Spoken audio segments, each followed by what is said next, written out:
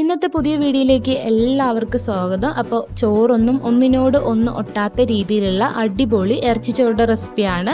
അപ്പോൾ എല്ലാവരും ട്രൈ ചെയ്ത് നോക്കുക. വീഡിയോ എല്ലാവരും അവസാനം വരെ കാണുക. അപ്പോൾ ഇതുപോലെ ട്രൈ ചെയ്ത് നോക്കിയതിന് ശേഷം ഫീഡ്ബാക്ക്സ് കമൻറ്റായി അറിയിക്കുകയും ചെയ്യുക. അപ്പോൾ വളരെ പെട്ടെന്ന് തന്നെ കുക്കറിൽ തന്നെ നമുക്ക് റെഡിയാക്കി എടുക്കാം. അതിനായിട്ട് ഒരു 1/4 കപ്പ് നെയ്യ് ഒഴിച്ചു കൊടുക്കുക. അതിനുശേഷം അതിലേക്ക് 2 വലിയ ടേബിൾ സ്പൂണ് കുക്കിംഗ് ഓയിലും കൂടി ചേർത്ത് കൊടുക്കണം. നെയ്യ് കുറച്ച് കൂടുതൽ നിൽക്കുകയാണെങ്കിൽ ചോറുണ്ടാക്കി കഴിയുമ്പോൾ നല്ല ടേസ്റ്റാണ്.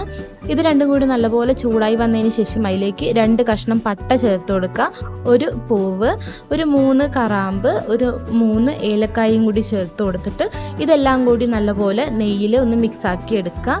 ഇതെല്ലാം കൂടി ചൂടായി വരുമ്പോൾ അതിലേക്ക് നമ്മൾ 1.5 കപ്പ് കനം കുറച്ച് അരിഞ്ഞ ഒരു സവോളയും കൂടി ചേർത്ത് കൊടുക്കുക. എന്നിട്ട് ഇതെല്ലാം കൂടി ഒന്ന് മിക്സാക്കി എടുക്കണം. സവോള പെട്ടെന്നൊന്ന് വാടി കിട്ടാനായിട്ട് ഒരു 1/4 ടീസ്പൂൺ ഉപ്പും കൂടി ചേർത്ത് കൊടുത്തിട്ട് ഹൈ ഫ്ലെയിമിൽ വെച്ചിട്ട് ഒന്ന് വാട്ടിയെടുക്കണം.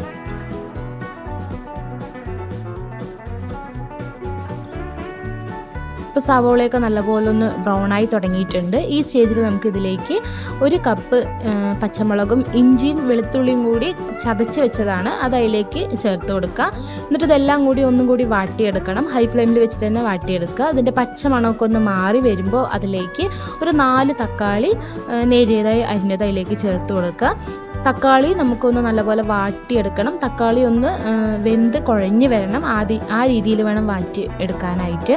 അപ്പോൾ തക്കാളിയൊക്കെ ഒന്ന് കുഴഞ്ഞ് വന്നിട്ടുണ്ട്. ഇനി ഇതിലേക്ക് 1/2 tablespoon garam masala, 1 tablespoon meat masala, 1/4 tablespoon മുളക് പൊടി, അതേപോലെ തന്നെ 1.5 ടേബിൾ സ്പൂണ് മല്ലിപ്പൊടി, 1/2 ടേബിൾ സ്പൂണ് മഞ്ഞൾപ്പൊടിയാണ് ചേർത്ത് കൊടുക്കുന്നത്. ബിരിയാണിയുടെ പോലെ റെഡ് കളറിലല്ല ഈ ചോറുണ്ടാവുക, ഒരു യെല്ലോയിഷ് കളറിലാണ് ഉണ്ടാവുക. അതുകൊണ്ടാണ് മഞ്ഞൾപ്പൊടി കുറച്ച് കൂടുതൽ ചേർക്കുന്നത്. അതും കൂടി അതിലേക്ക് ചേർത്ത് കൊടുത്തിട്ട് നല്ലപോലെ മിക്സാക്കി എടുക്കുക. ഗരം മസാല ഹോം മെയ്ഡാണ് നമ്മൾ ചേർത്തിട്ടുള്ളത്. ഗരം മസാലയുടെ ലോങ് വീഡിയോ ചാനലിൽ പോസ്റ്റ് ചെയ്തിട്ടുണ്ട്, ആവശ്യമുള്ളവർ ചെക്ക് ചെയ്ത് നോക്കിയാൽ മതി. അപ്പോൾ അതും കൂടി ചേർത്ത് കൊടുത്തിട്ട് അതിന് ശേഷം അതിലേക്ക് മല്ലിയില, പുതിന കഴുകി വൃത്തിയാക്കി അരിഞ്ഞു വെച്ചതാണ്, അതും കൂടി അതിലേക്ക് ചേർത്തിട്ട് ഒരു 1/4 കപ്പ് വെള്ളവും കൂടി ചേർത്ത് കൊടുത്ത് നല്ലപോലെ മിക്സ് ചെയ്തതിന് ശേഷം എണ്ണയൊക്കെ ഒന്ന് തെളിഞ്ഞു വരുന്ന രീതിയിൽ ഒന്ന് വേവിച്ചെടുക്കുക. അപ്പോൾ മസാലയൊക്കെ നല്ലപോലെ വെന്ത് വന്നിട്ടുണ്ട്.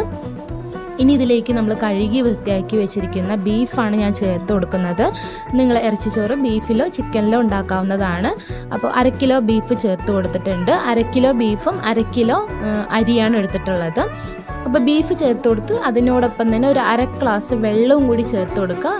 ഓൾറെഡി ബീഫിൽ നിന്ന് വെള്ളം ഇറങ്ങി വരുന്നതായിരിക്കും, എന്നാലും ഒരു 1/2 ഗ്ലാസ് വെള്ളവും ആ ബീഫ് വേവാൻ ആവശ്യത്തിനുള്ള ഉപ്പും കൂടി ചേർത്ത് കൊടുത്തിട്ട് ഒരു 6 വിസിലാണ് ഞാൻ വെച്ചിട്ടുണ്ടായിരുന്നത്. നിങ്ങളുടെ അവിടെ ബീഫ് വേവുന്നത് എത്ര വിസിലാണോ അത്ര വിസിൽ വെച്ചെടുക്കുക. അപ്പോൾ ബീഫ് നല്ലപോലെ വെന്ത് വന്നിട്ടുണ്ട്. അതിനുശേഷം അതിൽ നിന്നും കഷ്ണങ്ങൾ മാത്രം കോരിയെടുക്കുക. കോരിയെടുത്തതിന് ശേഷം അത് മാറ്റി വയ്ക്കുക. എന്നിട്ട് 1 കപ്പിന് 1.5 കപ്പ് അളവിനാണ് നമ്മളിതിലേക്ക് വെള്ളം ചേർത്ത് കൊടുക്കേണ്ടത്. അപ്പോൾ ബാക്കിയുള്ള ആ ഗ്രേവിയും കൂടി നമ്മളൊന്ന് കാൽക്കുലേറ്റ് ചെയ്തെടുക്കണം. അപ്പോൾ ഞാനിവിടെ 1.5 കപ്പ് അരിയാണ് എടുത്തിട്ടുള്ളത്. 1.5 കപ്പ് അരിക്ക് 3 കപ്പ് വെള്ളമാണ് നമ്മൾ ചേർത്ത് കൊടുക്കേണ്ടത്. അപ്പോൾ എനിക്കിവിടെ 1.5 കപ്പ് ഗ്രേവി കിട്ടിയിട്ടുണ്ടായിരുന്നു. അപ്പോൾ ഞാനിവിടെ ആദ്യം 1 കപ്പ് ഗ്രേവി ഒഴിച്ചിട്ടുണ്ട്. അതിനുശേഷം ഒരു 1/2 കപ്പ് ഗ്രേവിയിലേക്ക് ഒരു 1/2 കപ്പ് ചൂട് വെള്ളം കൂടി ചേർത്ത് മിക്സ് ചെയ്തിട്ട് അത് ഒഴിച്ചിട്ടുണ്ട്. അപ്പോൾ 2 കപ്പ് വെള്ളമായി. അതിനുശേഷം ഒരു കപ്പ് വെള്ളവും കൂടി ചൂടുവെള്ളമാണ് ചേർത്തിട്ടുള്ളത്. അപ്പോൾ 3 കപ്പ് വെള്ളം. ടോട്ടൽ 1.5 കപ്പ് അരിക്ക് 3 കപ്പ് വെള്ളമാണ് ഞാൻ ചേർത്ത് കൊടുത്തിട്ടുള്ളത്.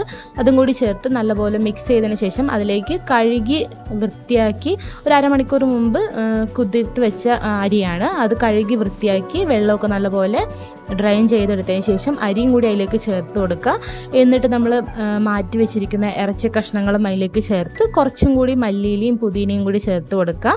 എന്നിട്ട് ഇതെല്ലാം കൂടി നല്ലപോലെ മിക്സ് ചെയ്തതിന് ശേഷം ഈ സ്റ്റേജിൽ നമുക്ക് ഉപ്പ് ചെക്ക് ചെയ്ത് നോക്കാവുന്നതാണ്. ഉപ്പ് ഒരു പൊടിക്ക് കൂടുതൽ നിൽക്കുകയാണെങ്കിൽ റൈസൊക്കെ വെന്ത് വരുമ്പോൾ കറക്റ്റ് അളവായിരിക്കും. അതും കൂടി ചേർത്ത് നല്ലപോലെ മിക്സ് ചെയ്തതിന് ശേഷം ദമ്മിടാനായിട്ട് വെച്ചിട്ടുണ്ട്. ഒരു 2 വിസിൽ വെച്ചെടുക്കുക. അതിനുശേഷം എയറൊക്കെ നല്ലപോലെ പോയതിന് ശേഷം നമുക്ക് തുറന്നെടുക്കുകയാണെങ്കിൽ അടിപൊളി ടേസ്റ്റ് ആയിട്ടുള്ള ഇറച്ചിച്ചോറ് റെഡിയാണ്. അപ്പോൾ ഇതുപോലെ നിങ്ങൾ എന്തായാലും ട്രൈ ചെയ്ത് നോക്കുക. വളരെ പെട്ടെന്ന് തന്നെ നമുക്ക് കുക്കറിൽ തന്നെ റെഡിയാക്കാവുന്നതാണ്. അപ്പോൾ ഇതുപോലെ ട്രൈ ചെയ്ത് നോക്കിയതിന് ശേഷം ഫീഡ്ബാക്ക്സ് കമൻറ്റായി അറിയിക്കുകയും ചെയ്യുക. വീഡിയോ ഇഷ്ടമാണെങ്കിൽ ലൈക്ക് ചെയ്യുക, ചാനൽ ഇഷ്ടമാണെങ്കിൽ സബ്സ്ക്രൈബ് ചെയ്ത് വെക്കുക. സബ്സ്ക്രൈബ് ചെയ്യുമ്പോൾ ഓൾ എന്ന ഓപ്ഷൻ കൂടി കൊടുക്കുകയാണെങ്കിൽ അടുത്ത വീഡിയോസിൻ്റെ നോട്ടിഫിക്കേഷൻ കിട്ടുന്നതായിരിക്കും. അപ്പം മറ്റൊരു വീഡിയോയുമായി കാണാം. അതുവരെ എല്ലാവർക്കും ബൈ ബൈ.